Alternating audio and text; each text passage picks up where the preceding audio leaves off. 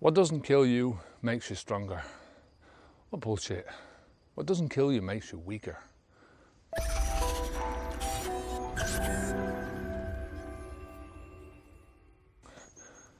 How you doing? I'm Kevin O'Hara for alcoholmastery.com. Today I wanted to talk about the statement or the quotation from Nietzsche. What doesn't kill you makes you stronger. Nietzsche was a philosopher who lived in the last century, and he actually died at a fairly young age from syphilis. So, syphilis didn't make him any stronger. It weakened him and eventually killed him. That's just one point. Now, I'm not saying that tough times don't make the man. That's what the old statement says. I think you can, if you go through tough times, you can learn and you can gain strength from them, right? But it's not just a general statement that falls for everything, I mean, I've heard people talking about this with alcohol, saying, well, as they drink more and more alcohol, that they get stronger. Their immune system is getting stronger. Their whole system is gaining strength in order to beat the alcohol, right? And that by drinking more and more, that they get an immunity to the alcohol. Complete bullshit. Your body, that's not how the whole system works.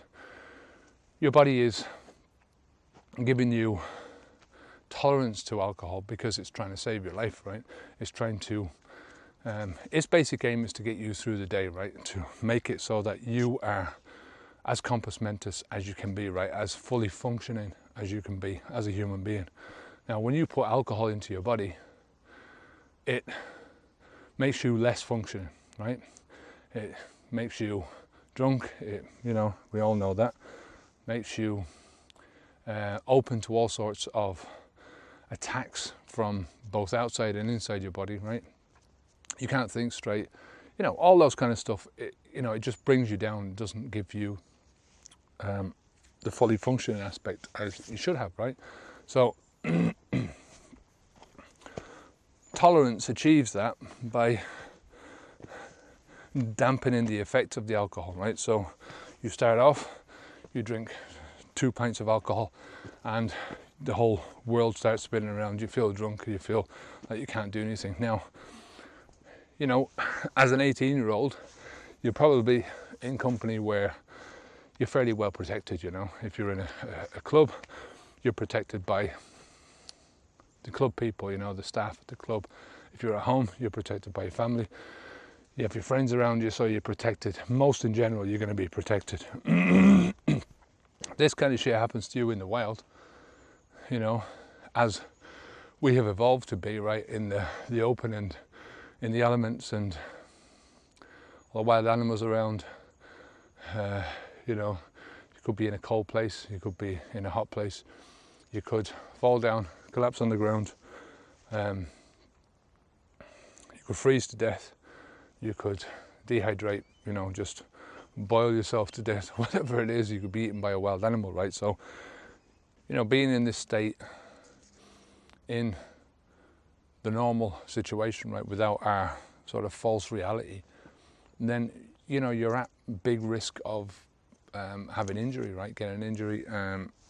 You're at big risk of something bad happening to you. So, it's what your body does with the alcohol is it allows a certain amount of tolerance. So the next time you drink, you can drink a little bit more. And it's not meant for that.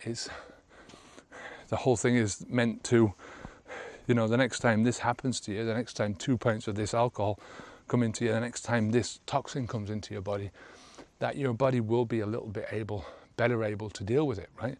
So the same amount of alcohol won't cause you the same symptoms, right? And this is the way we have to look at these things, is that when you take a toxin into your system, that you're getting symptoms of alcohol poisoning, right? That's it, pure and simple. So this is not what doesn't kill you, makes you stronger. It's your body your body's survival mechanism kicking in and trying to keep you alive, right? But what we do then is we drink more of this stuff, right? So we gradually increase the dosage because we can drink more, we can get more of the stuff down us. And you know, I remember being that age and thinking, yeah, I'd love to be able to drink, you know, 5 or 6 pints when I could only drink 2. Then when I could drink 5 or 6 pints, I thought, yeah, geez, it'd be great to be able to drink 10 pints and not look like a complete idiot in front of all my mates, you know, when they could drink 10 pints. I remember saying to a guy, one of our old forestry colleagues, the guy was, I suppose he was near retirement, he was maybe 60, and you know, I came in with a really bad hangover, and the guy said to me, he said, how many pints did you have? I said, oh, probably 10 pints. And he said, oh, I'm only starting doing that, you know. 2 years later, this guy had a heart attack and gave up the alcohol altogether. And yeah, he was preaching the other side of it then, you know, which is like what we all do, I suppose. But, you know, that was the type of conditioning that we all sort of have to put up with, you know. It's social pressure. It's, as I said in the previous video, you know, you've got the big monster and you've got the little monster. The little monster is all in your head. I mean, if I'm listening to what this guy is saying as a rational, grown-up, adult human being, right?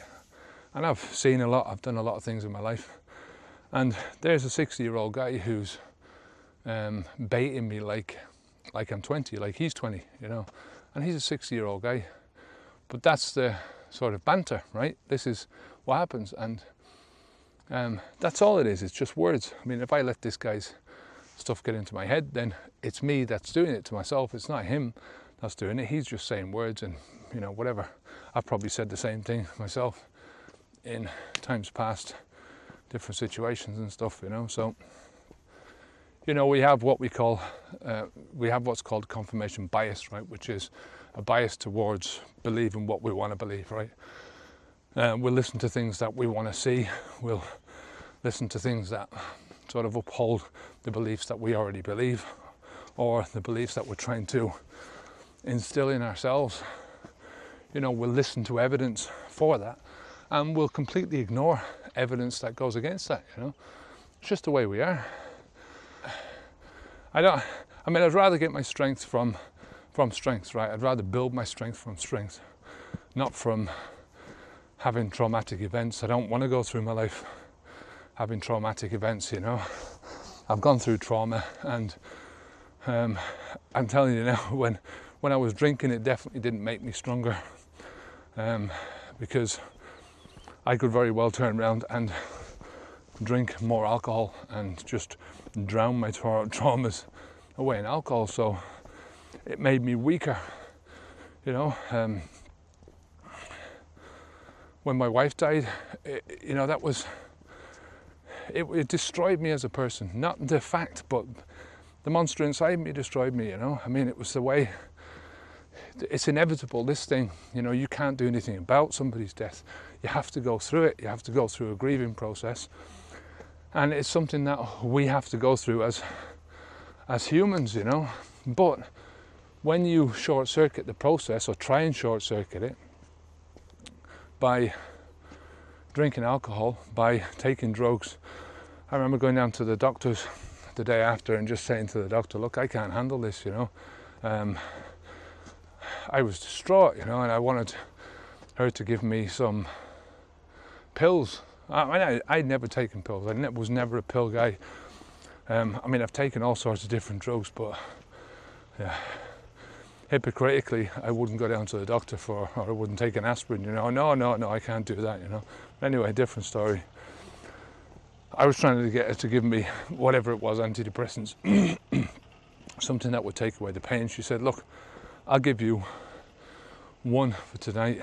I'll give you a sleeping pill for tonight to help you to sleep, but I can't give you a dose of them. I can't put you on. So those, she was a good doctor, you know, and she really saw through what I was doing. She knew I was a drinker.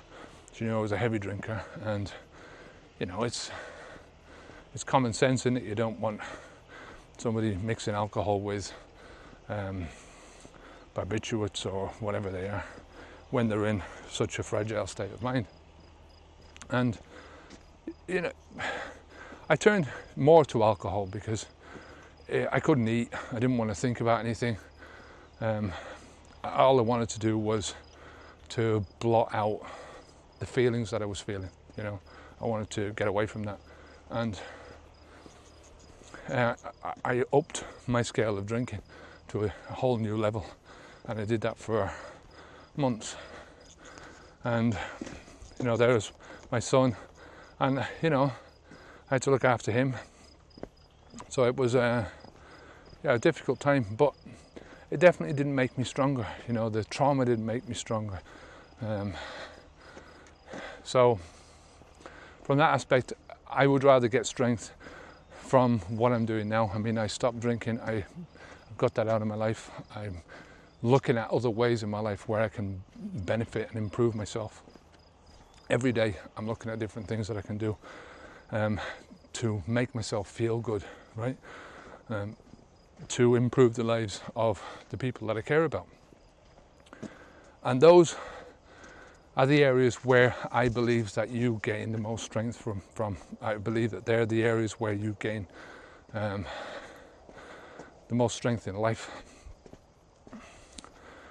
from your achievements, from building your self-confidence, from the good things in life. You know, when I'm talking about the good things in life, I'm not talking about having shit, going places. I'm talking about internal stuff, you know, where you know, you're building and building and building your reservoir of your bank account, if you want, of self-confidence and willpower and inner strength. So yeah, I think what doesn't kill you makes you weaker. I think what makes you stronger is your actions, your thoughts, your choices, your decisions, what you do right now, every day. From this moment forward, you know, forget about the past, forget about what's gone on in your life. You know, there's absolutely, utterly nothing you can do about it. It's futile to think that you can change the past, to believe that the past has got any relevancy on today. Futile. So I really think that you build strength, from doing, from learning, from education, you know, from educating yourself about yourself primarily, about how your brain ticks, how your mind ticks over, how your thoughts work, your particular thoughts. We don't, you know, none of us have the same sort of pattern.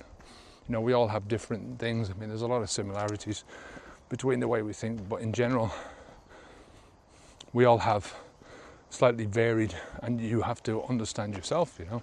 So that's where you get strength from, is from learning about yourself, learning about your environment and how your environment is controlling you or trying to control you, how it's affecting your mind, right? This is where you build up strength. You get strength from strength. You build self-confidence from confidence, you know. You build on the foundations that have gone before, and if you're starting out, you start out in little steps. That's the only way to move forward. You can't do it in big steps. You have to do it in small little steps. Take one step after another, and so long as it's in the right direction, in a positive direction, then all fucking good, you know. This is all good. You know, this is where this is how you're going to make your progress in your life, is to take things from this perspective, you know, and to as I say, little tiny steps, small steps forward. The best thing you can do, small positive steps. If you have any comments at all about that, then please leave all the comments that you can down below on the website or on YouTube. These comments really do help other people that are coming after you, you know, watching the videos. They can look at the comments and see people who've gone through the same situations, or people who are struggling for help. And you know, we're all one community here. So let's try to help each other out a little bit. Come on over to the website and sign up for the newsletter. Subscribe to the channel. You can click the subscribe button down below. Give us a thumbs up, share the video. Until next time, I'm Kevin O'Hara for Alcohol Mastery. Onwards and upwards.